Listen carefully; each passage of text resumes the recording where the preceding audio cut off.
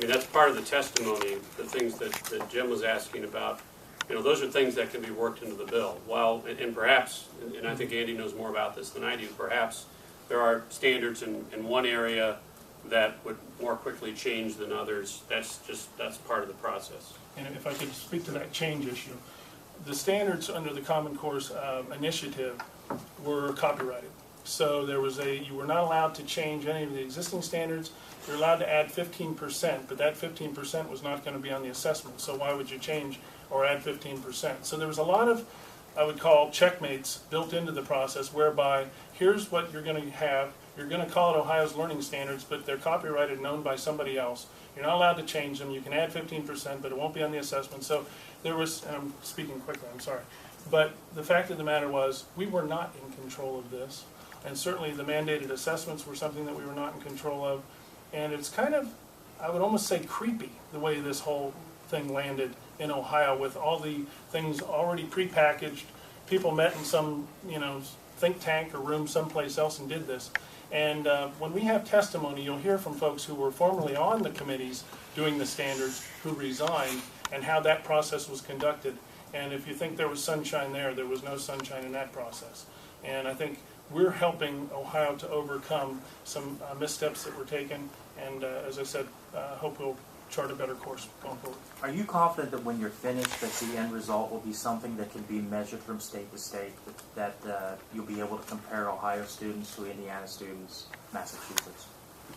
Do you want to answer? Well, the question you asked presumes that we should, and a reporter back in Lima asked me, he says, well, shouldn't somebody who wants to move from Lima to Little Rock, Arkansas, walk into the same classroom?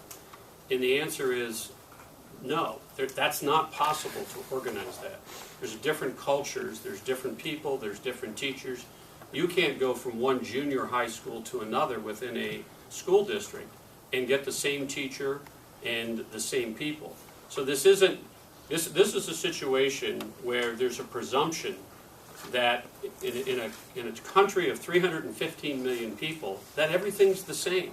And it's not. And I start to laugh when I say that, but a lot of folks, including folks, Republicans and conservatives, think, well, we should have a nationwide standard for everything.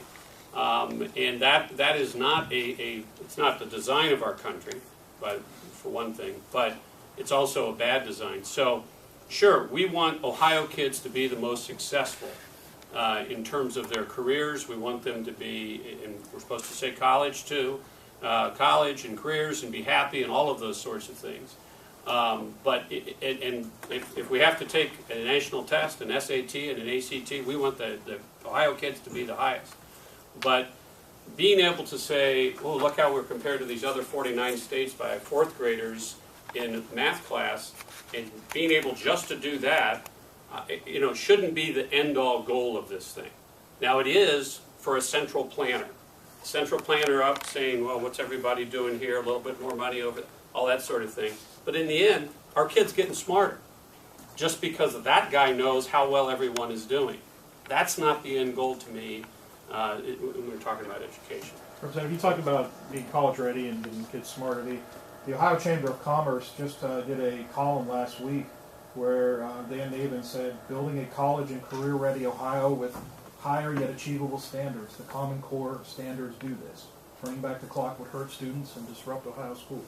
Well, what do you say to the chamber? Yeah, well, I guess first of all, the standards that we are going to have in place are going to be better standards than Common Core. So after we change them, if somebody wants to go back to Common Core, hopefully the chamber will be against turning back the clock. I know that's a popular metaphor, but in the end, there was a mistake made about the attempt to implement a bad system. So whenever we see a mistake being made, we want to change it, even if that means turning back the clock to something that's better than it was before. And I appreciate, the Ohio Chamber has an opinion, and probably every other organization has an opinion. But ultimately, the folks who get elected are responsible for making these decisions. And so, we need to make sure that it's not just the folks in the boardroom who are able to join the Chamber of Commerce and put people on the board who pass a resolution, who are involved in the discussion. It's parents and moms and dads in all the 600 plus public districts and all of the private schools and the home schools, all of those throughout the state. Talk a little bit, well, first I want to clarify just to make sure states have done different things with this, right? Some have said we'll get out from, fully participating in the program so that we have to do all these things, but we're going to keep the standards in place. You guys would characterize this as scrap everything, even the standards, right? Clean sweep. It starts with the standards. Everything is tied to the standards. The testing is tied to the standards. A lot of the other requirements and evaluations are tied to the standards. So the standards are kind of the crux of the whole genesis of the program. And so it's important that you deal with the standards, and then having excellent standards, having assessments that go with those standards helps reassure people that we're not scrapping the baby in the bathwater and we don't have something as an alternative. And I think one of the I hope I've answered your question, but the other thing is this notion of individuals and kids and wanting to be successful. Some folks said, if Thomas Edison had been under the Common Core system, they would have told him he was a failure. I think we have to realize that each kid learns individually, and we want to try to recognize that. I think Common Core doesn't do a very good job of that. It kind of treats everybody as pretty much the same, and so we want to try to, to give teachers that latitude to make a difference. The one thing that we know, and I don't think there's any debate about this, is that teachers make the critical difference here. And if teachers are not enthusiastic about it, if teachers feel under assault, if teachers feel like their profession is not valued in this case and not really had good input, then they're going to not be happy about it. And as I said, I'm in the bird watching business. That's my other job that I do at my business. I'm off at a trade show and people are coming up to me and talking to me about Common Core and how terrible it is. It has cut across so many different aspects of life that people are appreciating the urgency, and we certainly feel it, and I appreciate that Representative Huffman is helping us address it. This has been, from the start, something that the Tea Party has championed in Ohio. Is this, talk a little bit about their influence. Is this something that the party has embraced that?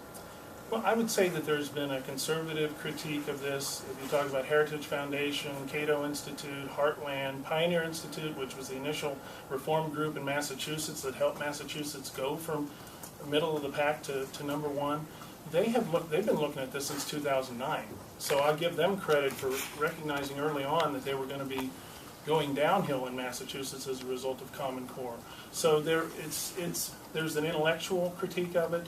There's a local control critique of it, there's a federalism critique of it, just on the basis of human freedom. But there's also a critique on the left. And Diane Ravitch is one who is probably best known for her labor union involvement. She's been critical of the testing from the beginning. The American Federation of Teachers said they will not take any more money from the Gates Foundation.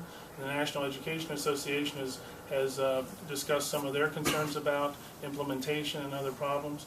So there's a critique on both sides, and I just saw a poll recently in New York State that independents are overwhelmingly opposed to Common Core. So there's been kind of like this whiplash effect where the more you didn't know, it sounded okay. The more you know about it, the less you like it, and that's being reflected in polls nationally.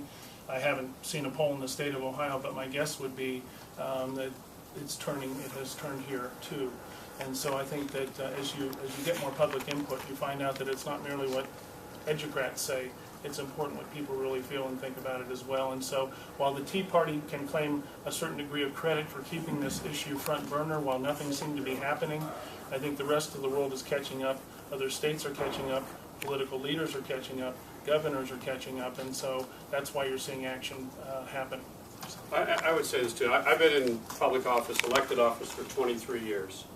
And in a Republican form of government, that's with a small r, which our Constitution guarantees in all the states, by and large, most Americans elect somebody and believe that they're going to make good decisions. And I understand that Congress has a bad overall rating and things like that, but almost universally, my experience with folks in the public has been positive. They come up and say, hey, you do a good job, I don't like this, but all those sorts of things. Once people believe that they're being told to do something that they don't want to do by the government, they don't like that. Americans don't like that. And this issue has turned. Americans now view this as an intrusion by the federal government on the most important thing to them, the education of their children. You know, you have to send your kids to school or you're homeschooling them. And if you have to do that, you want it to be done your way. And you know, one way to do that is have a lot of school choice where there's multiple options. Not always possible, especially in small towns where there's not another school for 10 or 15 or 20 miles. So Americans have decided, by and large, both on the left and right, that they're being told what to do with their children by the federal government. So this issue is going down. Thompson and Huffman can go on their way, but the next group is going to come in, and it's going to happen. And frankly, one of the problems with our legislative process, at least here in Ohio, is we jam everything in the first 6 months of the year in passing the budget.